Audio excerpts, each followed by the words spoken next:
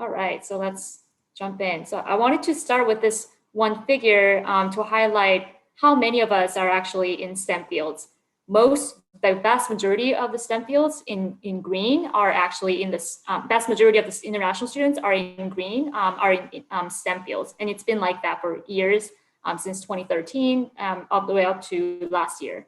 So you are in luck if you're in STEM fields because universities in the United States are really receptive for STEM field students to come and study.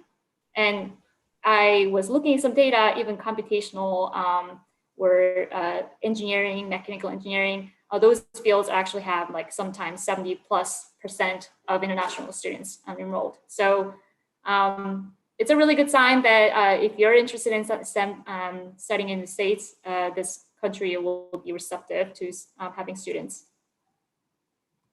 So I wanted to highlight some of the things that we'll discuss today. So first, we will share some of our stories, what we think that made our application more unique and maybe more successful, the general application timeline, what to expect during the interview weekend.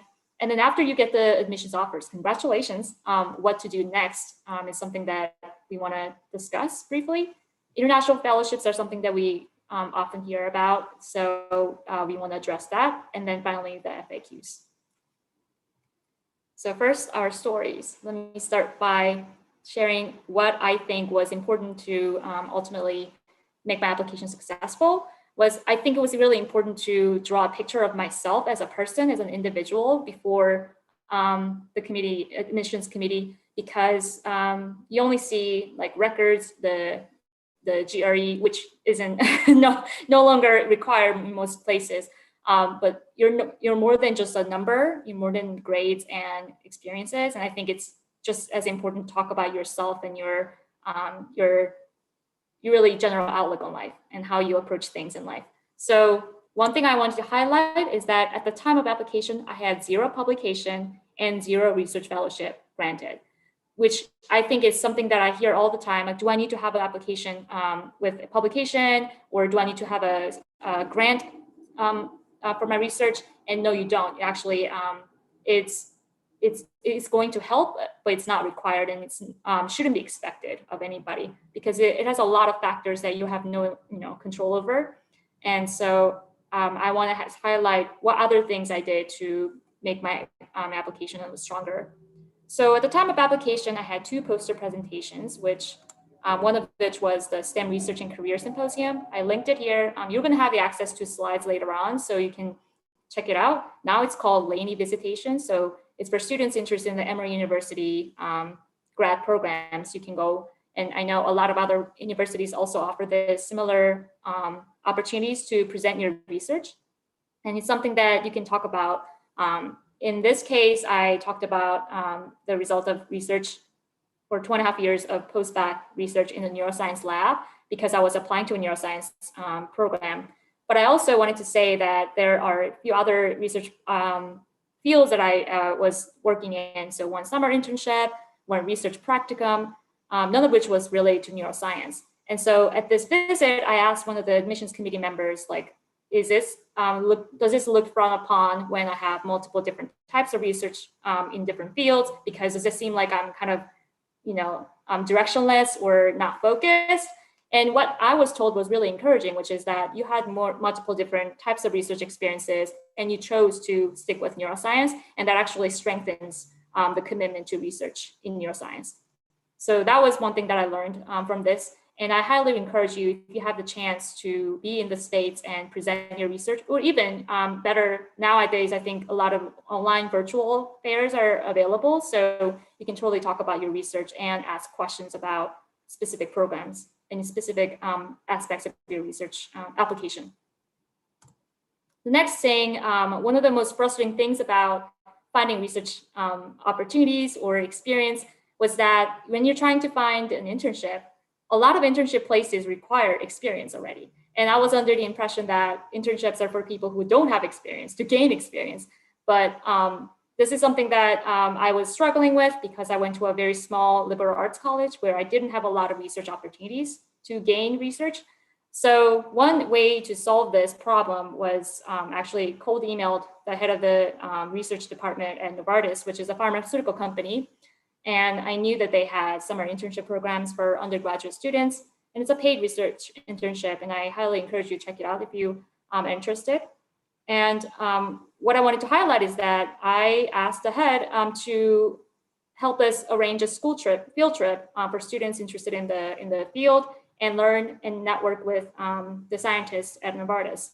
And lo and behold, I was able to meet one of the mentors there, and actually he became my future boss. So that was really exciting. So I think it was a really serendipitous thing that happened, but I also think that it was important to show that I was able to demonstrate my perseverance, problem solving, creativity. I think it's important to talk about your strengths in an application in a personable story, so that you're not just somebody who had all these grades and scores and numbers. Another thing I highlighted in my application is my passion for science outreach and also leadership qualities. So one of the things I really care a lot about is making sure the science is communicated in a broadly with the public. And because what good is it if you don't communicate with the outside world and it stays in the academia? So I wanted to make sure that the public community had the access to science. So I decided to lead a strawberry DNA extraction activity at the Philadelphia Science Festival one year. And that was really exciting because I got to talk to people of all ages. And I also taught at a middle school, inner city middle school, through the Columbia University Neuroscience Outreach Group for a semester. And that was really exciting to talk a lot about neuroscience to middle school kids and do experiments with them. And talking to them and like having that interactions with those people have also reaffirmed my passion for science and science communication. And also, I think it helped inspire some of the students at Hope to pursue sciences in the future. And I think as a co-founder of two student organizations, I talked a lot about these experiences in my application to highlight my personal experience, leadership qualities, and demonstrating passion for science in broad perspective. So. Thanks, Nuri, for sharing your story. So I will share mine now. My name is Mariella. I'm originally from Lima, Peru. And well, actually, I applied to grad school twice. The first one was really, really bad. But the second one was really useful because I also listened to other people's stories. So just to let you know about a bit about my background, I did my major in biology in one of the leading universities back in Peru, Cayetano Heredia. But I was really interested in doing other stuff, but I didn't feel like grad school was, back to those days, really for me an option. So before joining in that big step, I did a master's in biochemistry and molecular biology, and actually I got a fellowship. So in that sense, it helped me a lot to first gain research skills. Second, like navigate through the research areas that we had. But at the same time, I wanted to explore more. So I did a summer internship abroad, and this is what the most important thing I would recommend students. If available, please go outside your university and see other people's research. So I did a summer internship for 3 months at UT Southwestern Medical Center. And I think that helped me a lot because I was more likely to finish my master back when I went back to Peru.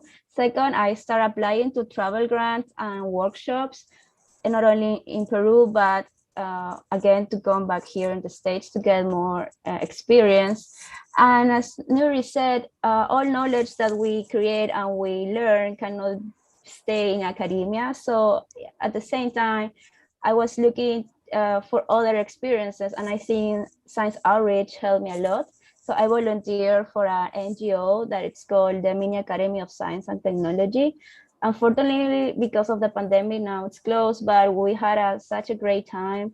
It was more than rewarding for me and really helpful too, because we help students from little ages, like from 8 to 10 years old, to get the world of science for the first time. So I would recommend you if you can, but it's not like mandatory that you should join a social organization. But I think it helps you because you develop a lot of skills, and one of them is how to communicate to others and how to uh, start writing what you have done so far. So I think that experience helped me a lot and pushed me that, okay, research is the way I want to do. But as my major and my masters were more into biology and molecular biology, I wanted to make a change in the field. I wanted to learn more about chemistry, and that's the what I did next. Because my first time I did not get into grad school, but the second one it was really wow. I was really impressed of myself. So I worked as a technician and research assistant in a different department in another university. It's called Pontificia Universidad Católica in Peru. So it's more focused on the basic science and the maths and physics stuff. So I would encourage you also, if you had the chance, if you want to boost your application, try to get experience in a specific field you want to apply later on. Because my major was more about molecular biology, but my program now is more oriented towards the chemistry and the structural biology fields that are recently being developed in Peru. But those days, like we all doing biology stuff. So I would recommend you to boost your application in a sense that you can prove others that you have gained some knowledge in a different field. And now I'm starting my third year in grad school here at Stony Brook University. And well, I'm really excited to share you more about it.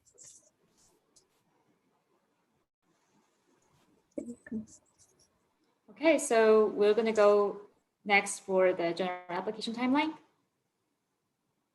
Yes, so I will plan everything in advance. So this is a general application timeline where we are showing how many months in advance you should start planning your application. Just to let you know that most universities have a deadline in the month of December, and some Canadian universities sometimes in January. But I would recommend you to send all your paperwork like at least the earliest that you can, right? So within 12 months, you should focus on get your old coursework and your research, build and update your CV. That means you should state in every page what are you doing, what are your main accomplishments, your travel grants if you have, any presentation that you have given to the public. I would also update my network social media accounts because most people and most committees, they basically check on them and it's easier and quickly. I will complete also the English proficiency test. So we have two here in the States. Most universities TOEFL for international students, and some universities also IELTS. The scores, what's the minimum score you should get, it's always detailed in the website of every program. So within 4 or 6 months, I will start getting a list of the programs that I'm really interested in. For example, in my case, I made a list of 12 programs, which maybe 1/3 of it was what was my dream school. The other 3 or 4 programs like a safe option, and the other ones like, okay, something in between. I would do GPA conversion. So for example, in most South American countries, our scale of grades is from 0 to 20, but you should convert your GPA to GPA scale. And there are different tools on the internet that you can Google and do the conversion. If you are not comfortable with doing that, because probably your GPA will be too low because just of the math, you can also put your grades from 0 to 20 or in the system you are working, but just your country works on, but you should specify what are the ranges and what's the meaning of every range. For example, what is aiming, A+, or maybe from 12 to 14 or 14 to 16 and so on. I will also reach out labs of interest that makes you see as a really proactive and competent person because you're showing interest in some of the PI's work. And I will draft and revise a statement of purpose, which is a really nice way to share and know and let people know what are you doing, what are your goals, and why you want to pursue a high degree. Especially, I will focus on this because it takes a lot of time to make an outline, to start writing every accomplishment you have made. Or even if you don't have many stuff, it's okay, but you should explain yourself in a way that the reader can see who you are. I will identify your letter writers, and it's important to let them know what's the program you are really interested in, and let them know in advance because PIs most of the time are really busy. And I will search and attend virtual fairs in the meantime. If you haven't been out abroad, never, it's okay. But now there's this option, it's called virtual fairs, that you can sign in for free. It's the same way you have signed up for these webinars. And I will start trying to look around and see what's the best university for you. And 2 and 3 months before the deadline, I will finalize a list of graduate programs and request the letters to your writers or to your former PIs or bosses, and remind them friendly that the deadline is coming. And I will make sure that everything it's been uploaded at least 2 weeks before the deadline. So everything is pretty much covered for you. Okay, so what to expect during the interview weekend? So before the interview, I think it's really important to research what your interviews, usually they will have a list of program, like who you're going to be interviewed by and their title and the academic title. And so you can actually Google them and see what they're interested in. Sometimes programs will try to match you to professors of interest, but depending on the schedule conflicts and scheduling issues, you might not get them. And sometimes you might have to talk to someone who's not related to your field, but at least you should know something about their research and or their at least have questions ready to ask. So it's good to do some background homework research before you do an interview. And to do that, we have a really great tool called GSMI mock interviews. And I highly, highly encourage you to sign up for the mock interviews, because it's one thing to talk to someone that is very familiar with their research and your work, but it's another to talk to someone who has no idea what you do and can give you feedback on how to articulate your research in a clear, concise manner, and also give you some more feedback on, you know, am I using too much hand? Am I saying too much slangs? You know, is your personality coming off? And so I think it's really a great way to hear different types of people feedback. And then finally, it's I think during the pandemic, a lot of them has been done over Zoom, and make sure that you check the time zones because everybody lives in different places. And also it's important to have good lighting, microphone, checking to make sure you have good Wi-Fi connection. Just something to something that you don't want to worry about when you're about to do an interview like 5 minutes before. So, you know, consider having, you know, attire ready and, you know, checking everything before you join.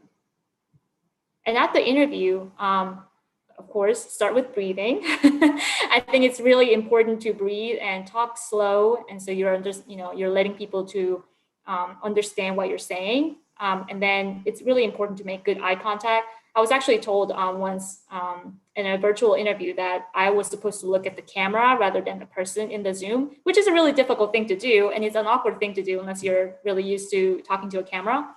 But I think it's a good advice, either whether you're doing a Zoom interview or in-person interview.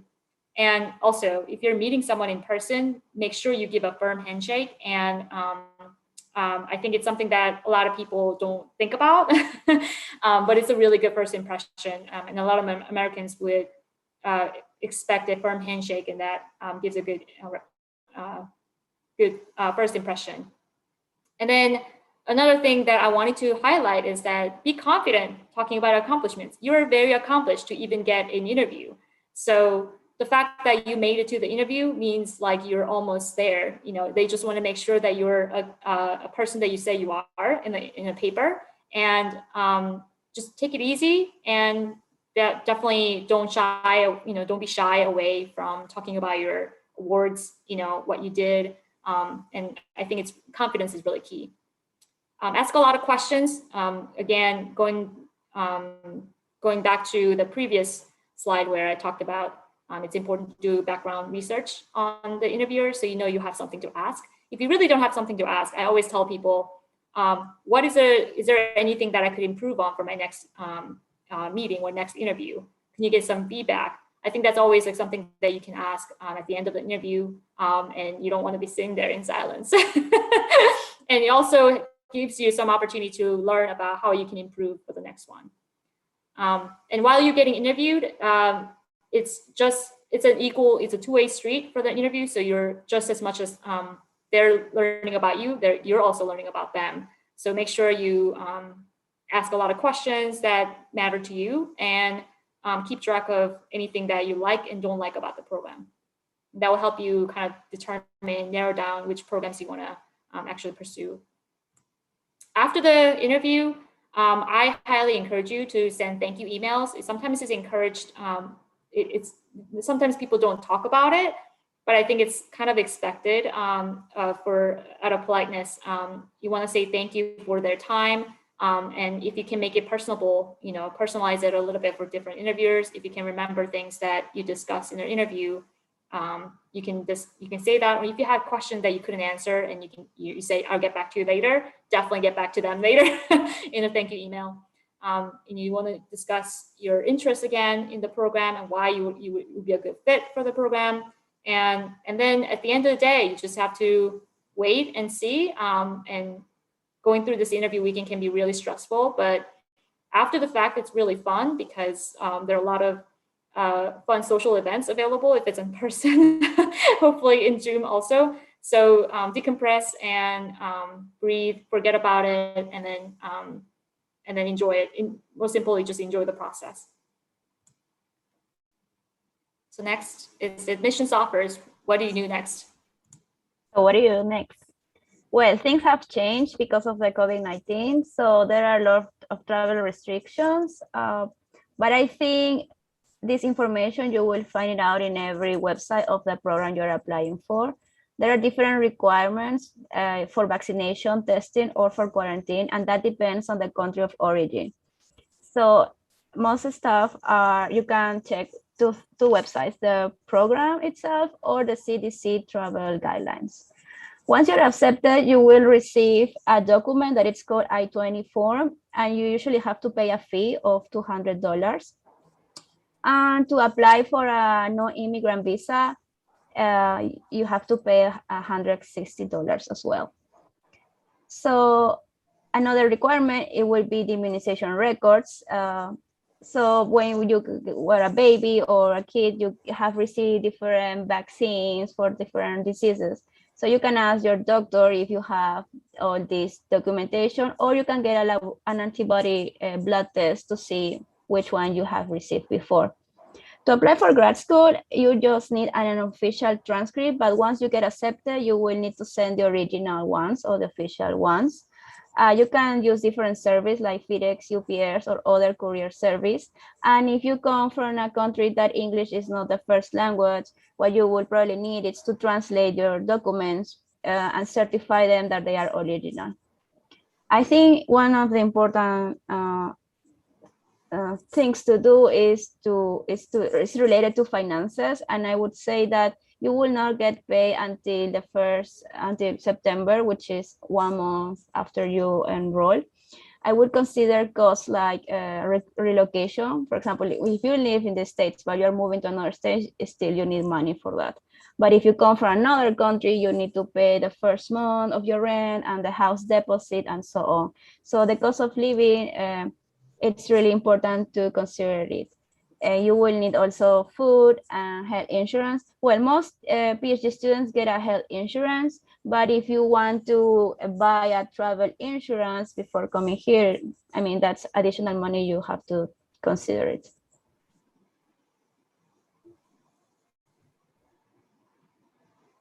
Okay, so the fellowships, what exactly is available for international students?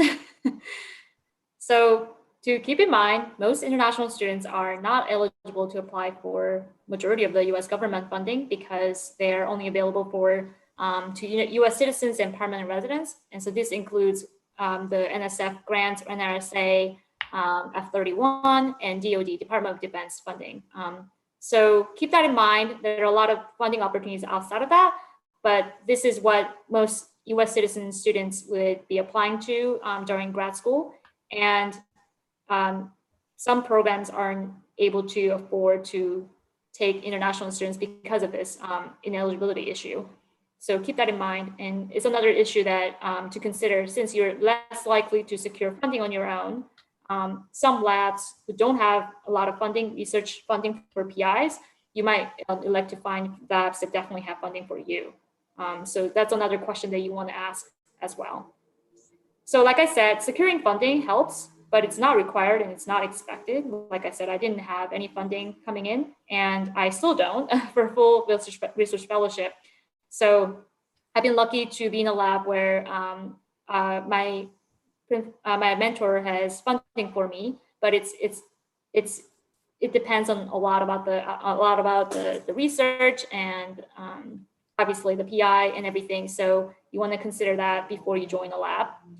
And so I'm going to talk a little bit about what kind of funding that you can expect because they're all shapes and sizes to really help you boost your CV. Because essentially, why people are interested in getting funding and having a history of track record of research fellowship is to really be more competitive for faculty positions in the later down the line.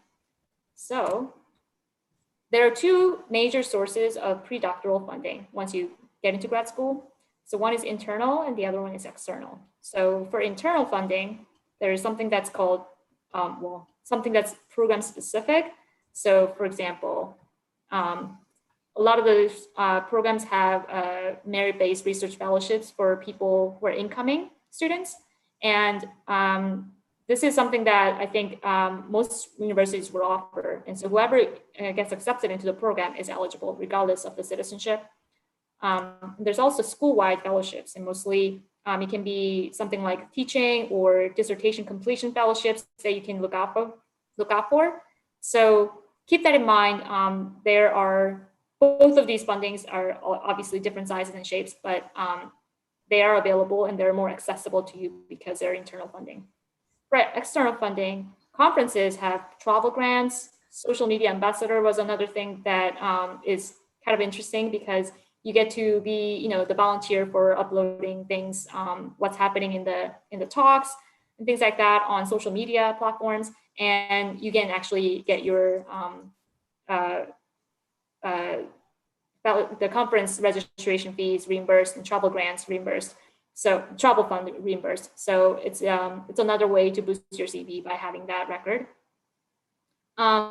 Industry sponsors also have fellowship programs available for you, and this usually does not require any citizenships.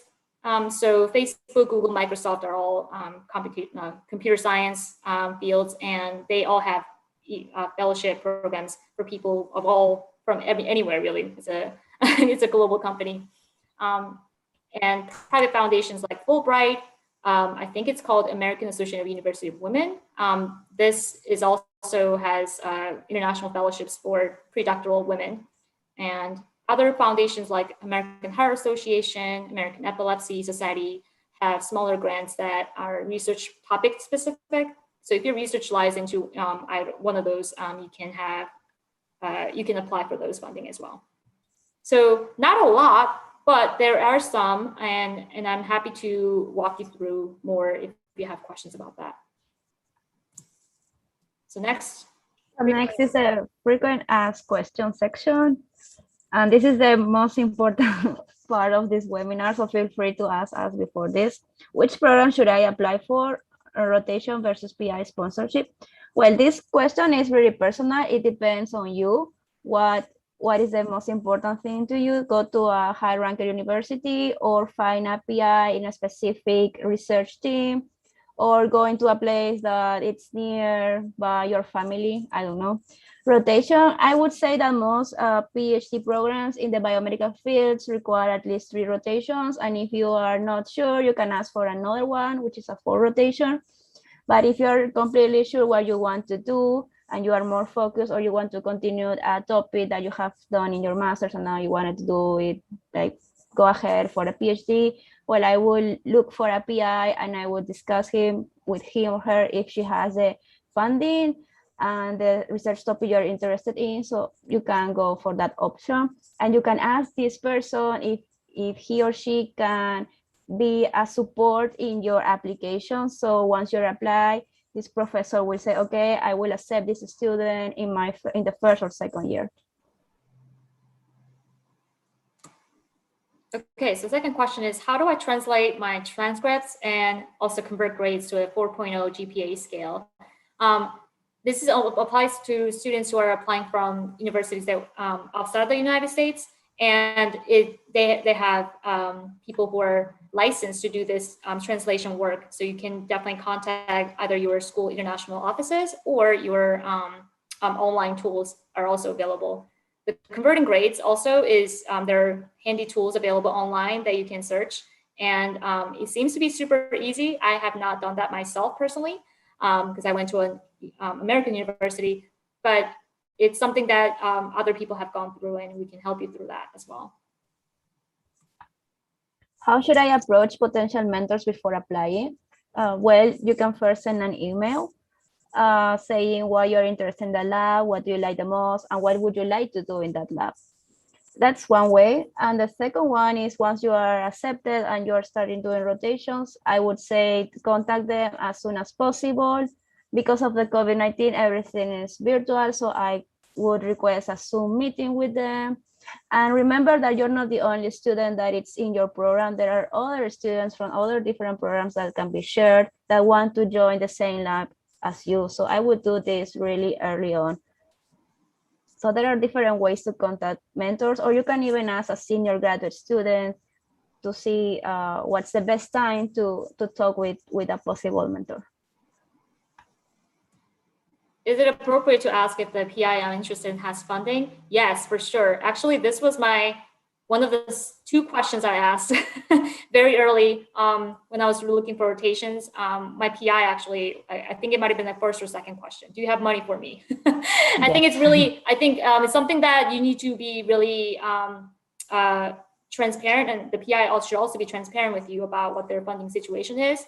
Because some people, I mean, with the transition period where they don't know whether they're going to have future funding, and they currently have pending grants applications, but they might not have funding secured for sure. So for the next year, you want to ask, 1, are you accepting students in the next year? 2, do you have funding for students? Because this is really important, especially for international students who are unlikely to get external funding on their own. So something to really keep that in mind, and it's not looked down upon if you ask that. So don't feel shy to ask questions about that. What material should I provide to my letter writers? I would say first your CV, and in your CV you should specify your education, your certifications, your coursework, your GPA, your research experience, etc. And I will let them know that there's a website for every program. I would encourage them to read what's the program about, because in my case, the first time I applied, I was coming from a molecular biology laboratory, but my PhD was in another different field, more specific. So when my PI read those, she was a bit confused. So I would give a time to explain every PI where I want to do, where I'm going, and what is it about. Because in that sense, when she or he writes a letter, he would say, okay, this person has experience in this field, but in this other, she's trying to get it. But I think this person is a really good candidate because of this or this or this. So I think the more detailed and specified your letter writer is, the better it will be for your app. Yes, that's pretty much what materials you should bring. Okay, so what should I ask my letter writers to highlight in their letters? This really depends. I think depending on how long they have known you personally, But to make it as personable as possible, it's good to provide some examples of things that they could highlight in your essays, in their letters.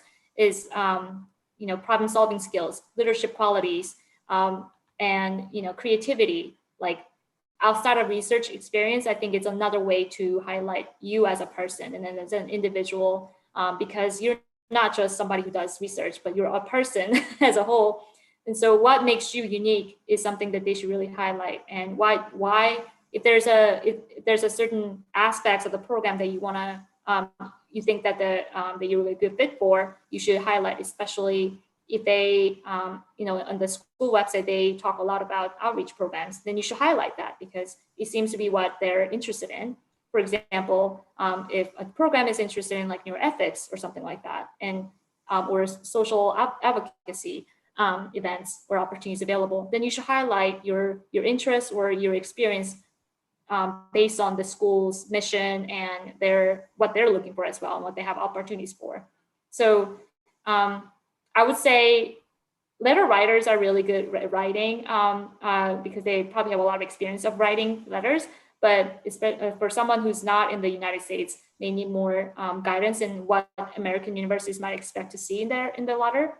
So if you want to be more specific about what you want the letter to say, so you want to be strategic about, oh, this writer can say something about this aspect of your application. And another letter writer can be asked to write more about a secondary aspect that you want to highlight also. So there's kind of like, it's a way to kind of show a broad, varied experiences, like varied aspects of you as a whole. So here we have slide some resources with links. So, if you're interested in looking at data on international students in the US, these are some of the really awesome tools available with infographics and data, so you can look on that. And fellowships for international students, we have websites. Científico Latino fellowships is a good tool, as well as other websites here as well. Keep in mind, some of the websites may not have been updated. So if it's a deadline, something like a deadline where sometimes the fellowships get discontinued year to year.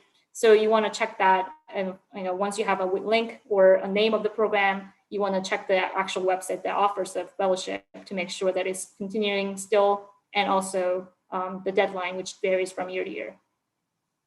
Another thing is the CDC travel guidelines, like Mariella mentioned, that there are a lot of requirements that are different from country to country.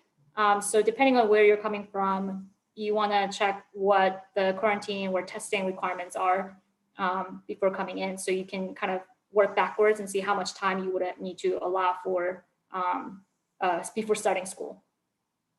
The visa application, the websites are here to help you kind of speed up the process to get, once you have the offer letter, you want to get that started as soon as possible, because it could take up to 2+ months, depending on which country.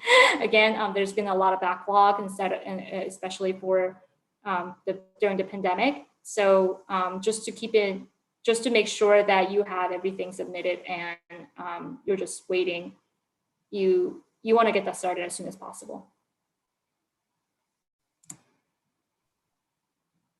So with that, I am happy to answer any questions. So yeah, it's the time to ask questions. So I've seen many questions on the chat and the Q&A section, and I try to answer them, but feel free to ask anything. So that's why we are here. I think that as you guys, this is so much information, and I've also learned a lot, so I can't imagine the people in this audience learning a lot as well. I think that as the questions were trickling in, a lot of questions surrounding timeline as to when should, like, is it required for the international students applying to US PhD programs to contact potential PIs, and when? So yeah, exactly. Thank you so much. Yep. Yeah, so I actually reached out to a lot of the professors about, maybe I would say 6 months before I submitted the application. because I first had to research those programs and find out the labs that I'm interested in. And I wanted to, I probably have emailed at least 5 professors per program, because if you don't have that many, okay, first of all, you want to make sure that you have enough labs that you could see yourself working in before you apply, because it's also application fees add up and it's really expensive. So if you want to narrow down the programs that you're interested in applying to, that also helps.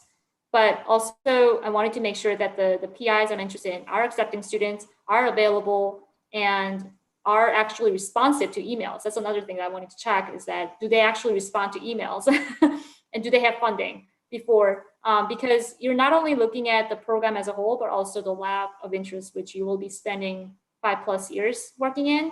So you want to kind of get a sense of whether you can see them as a mentor. I think the topic of mentorship or mentoring styles, you can talk more in detail about during rotation season. But for programs that do not require rotations, like psychology program, for example, you join directly through the PI, through a sponsorship, then it's more important to know, ask them about what they're like as a mentor. And not only that, you talk to the people in the lab too. The best way to contact is actually former members of the lab, if available, and also current members. See some lab websites are not up to date. So you want to ask what's actually being conducted research-wise, and what's the new thing that they're working on right now. So it's important to ask them. But I would say as early as possible. There's really no timeline for this. Sometimes these people don't respond to you, and you have to find another lab to talk to. And so I would say at least 6 months in advance, to give yourself enough time to decide and have enough time to talk to these people, and then decide, narrow down and apply. Yes. So for my second time applying grad school, what I did was sending an email to every committee admission requesting an interview, because so what I did, my plan was a bit different this time. So I saved money and I wanted to present my work, the work I was doing back in Peru. So I sent an email, a letter requesting an interview, because there's a lot of applications for international students. So there's a lot of people, it's very competitive. So I show my proactivity by saying, hey, you don't have to interview me by Skype, I can go to you. So this were only for one university, Stony Brook, but the others, they respond me like 3 weeks after I left the US. So it was pretty lame, but still, if you send an email, like I would like to show you my work, or I can go to the United States during interview week, and you consider me, please, as a candidate. So as long as you show your proactivity, I think people will be interested in you. Second thing, as Nuri said, I would contact former members of a lab, and that's what I also did, but for a position in Europe, because in Europe you don't do rotations, you just join right away to a PI, and the PI gives you your research team, rather than in the States you have to propose one, and basically you have a bit of more freedom. So I contact people in different labs and asking, how do you feel about working with this person? How satisfied are your work, and what are you doing now? So I think that can give you a broad sense of how the lab environment is. And I think now everything is virtual, so I would say that you can also contact people through Twitter, send a message like, hey, I like this lab, but I don't know how it is, and I'm international, please, do you think you can help me? Another important thing is, if you know people from your country that it's in another lab in the States or in New Zealand or in Canada, just go talk to them, send them emails and asking, hey, how is it, how does it look like? Or they can even recommend you another lab that is looking for positions. So there's another stuff that if you check academic Twitter, you will see that most of the time PIs are looking for lab technicians or PhD or students that want to try to gain more experience. But well, most stuff are for citizens. But if you can get funding from your own country and then go to the United States or go to a different country with your own money for 3 months, I think that will help you to first gain the research you need, And second, it will boost your application because you know how things work outside, right? So I have done that before, but I think you should try. There's no like the best way or the wrong way. You just go ahead with yourself, and always when you send an email to a PI, you should attach your CV. So if this PI wants to know you more, he will have like a picture of you in the CV and try to to show to show and highlight your accomplishment as much as you can. And I just noticed a Q&A. I saw a question asked about how do you find members of or formal members of the lab? Yes, they are mostly found on the website.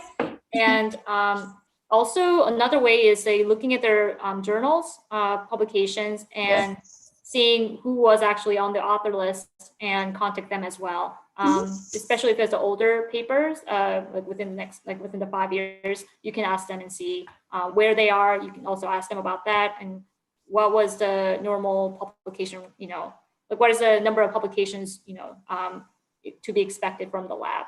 So that's another way to contact them.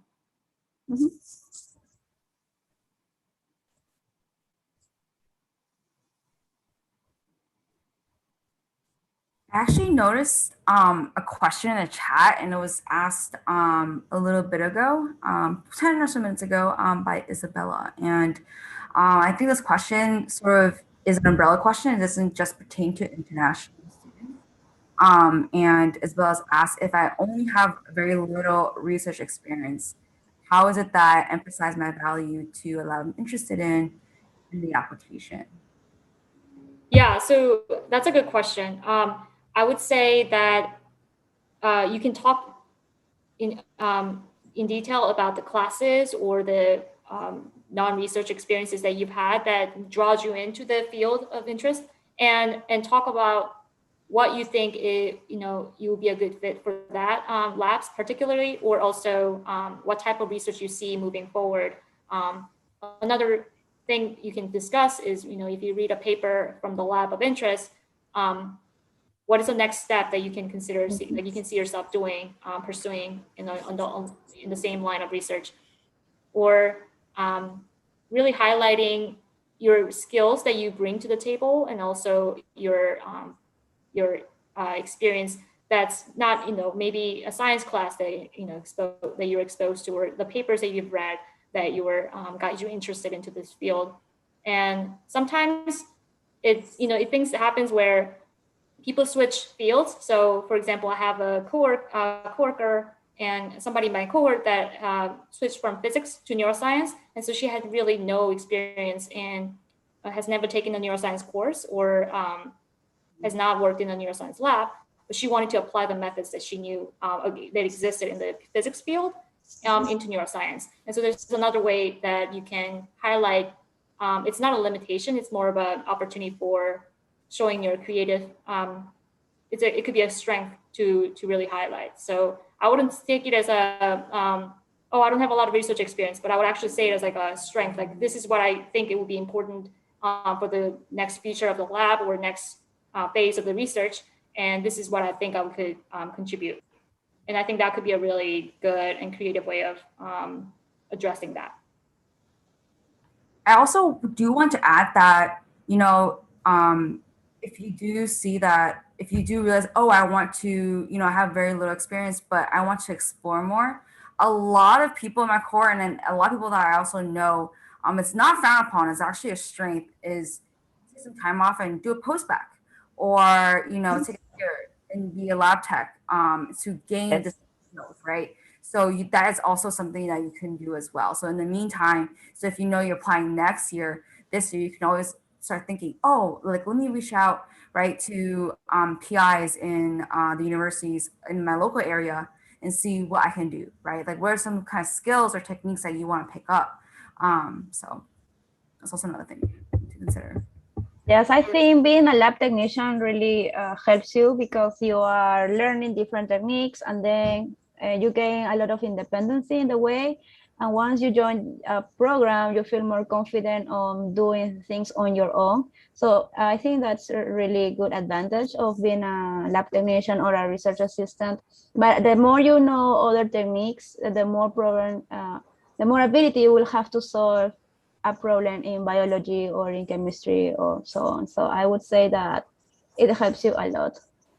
I also recommend it because I decided to take the research assistantship rather than the master's program because I wanted to get experience and get paid.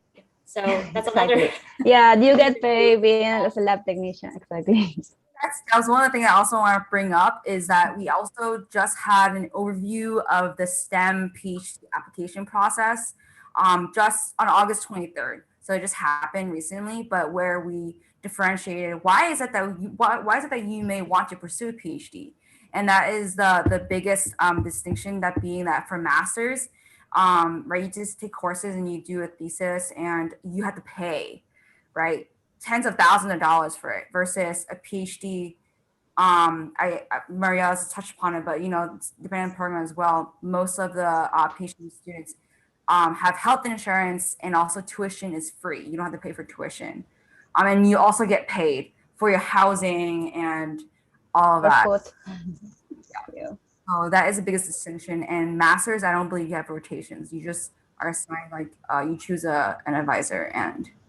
Yes, and you have to pay the tuition, and it's pretty hard being a master, I think. And also everything goes so fast. You have coursework, TA, and then the master, and write everything in 2 years. So I think there's a lot of pressure. But if you can do you can be a lab technician or research assistant, then it would be pretty much the same as doing the master, and then you will be fine to get into a PhD program you want to apply for. Yeah. And then we also had an additional question that just came in fresh in the chat box.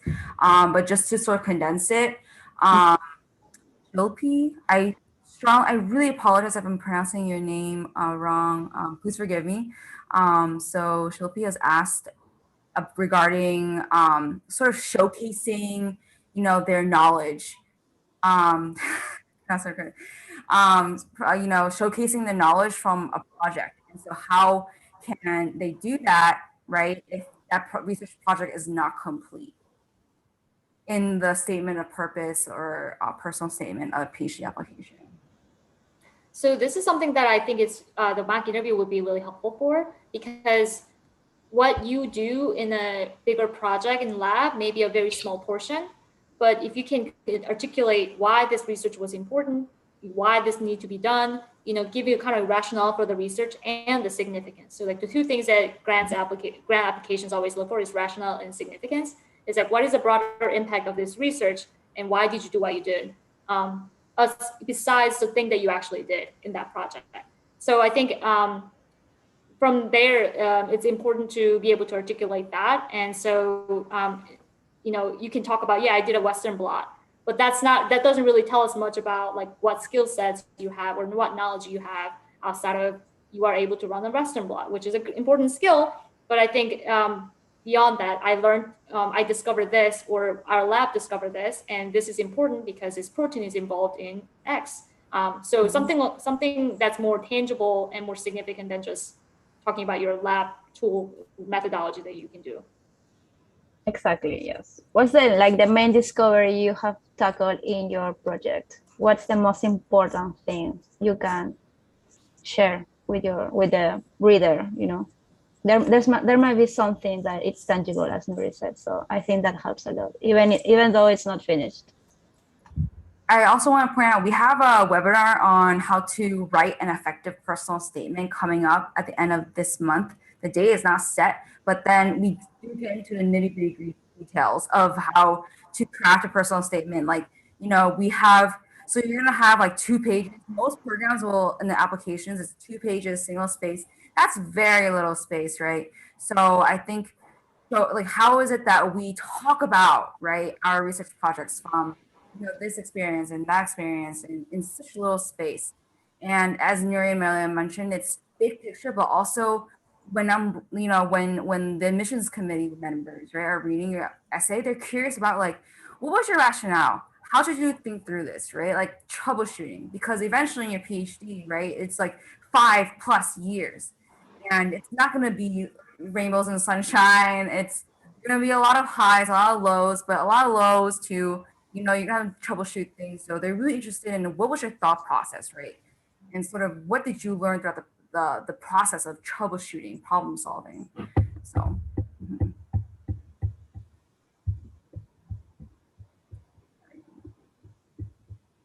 You have any more questions, guys?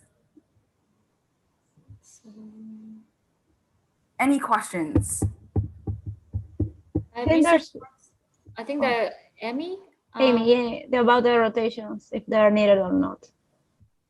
Works under review for, yes, you should definitely put that under on your CV. Anything that's, you can say something that's in press, under review. Sometimes like some programs might not have like, I think some programs might not encourage you to like have like in prep papers, because like there's like, you don't know what stage they're really in, because anything could be in prep. So, but if it's coming along, like, where you can say submitted, something submitted, like not published, but submitted. And it's something that you can also ask your letter writers to talk about. Like, we are really close to publishing, and you're definitely going to be a co-author on it, then you should ask them to highlight that, even if it's not something that you can list on your CV yet.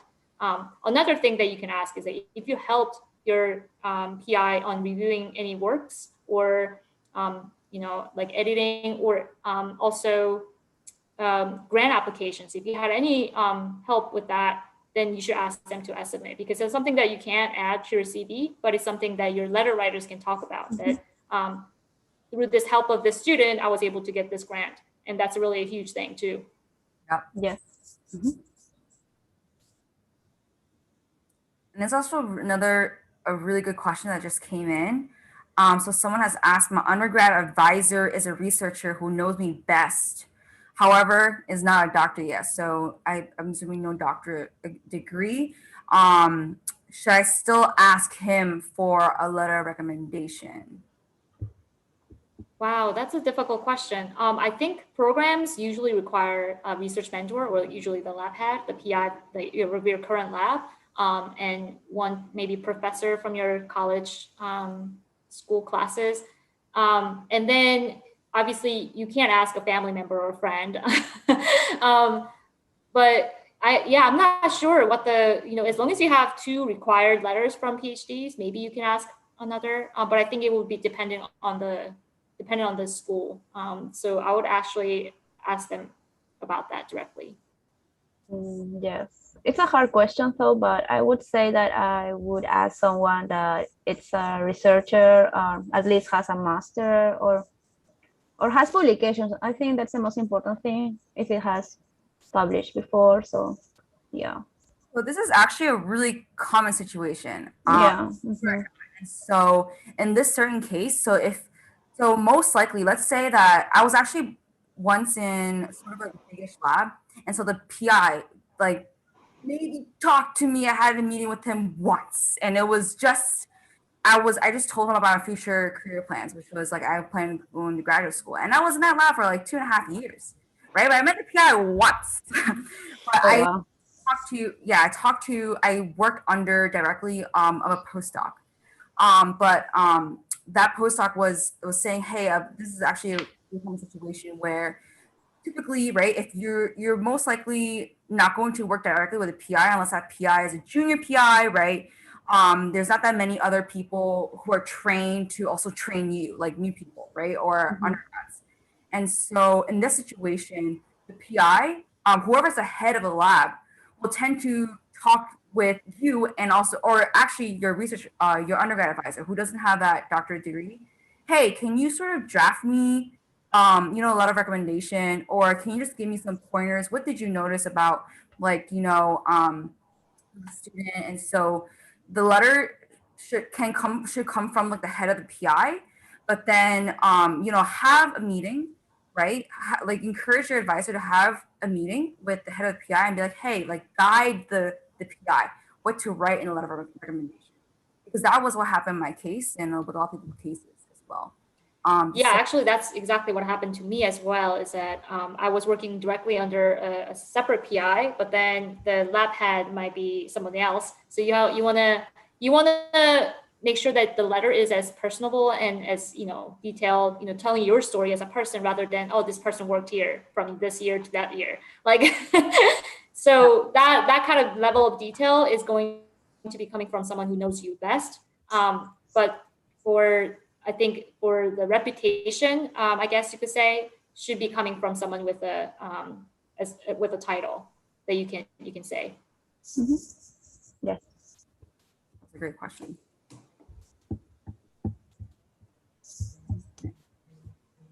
Someone said thank you. Okay. Any more questions? Okay. There are a lot of chat boxes. Yes, there's a lot.